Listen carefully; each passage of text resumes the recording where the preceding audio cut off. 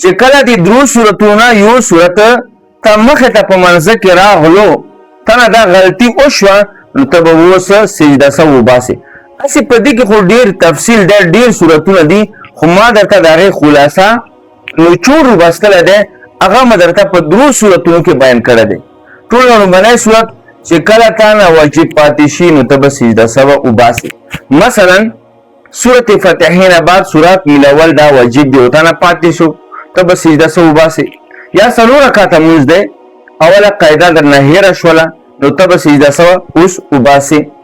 دویم صورت چې کله په فرضو کې یا واجبو کې تقدیم او تاخیر د نه وشي، مخکې وروستی کې نو بیا به ته سجده سوه وباسې.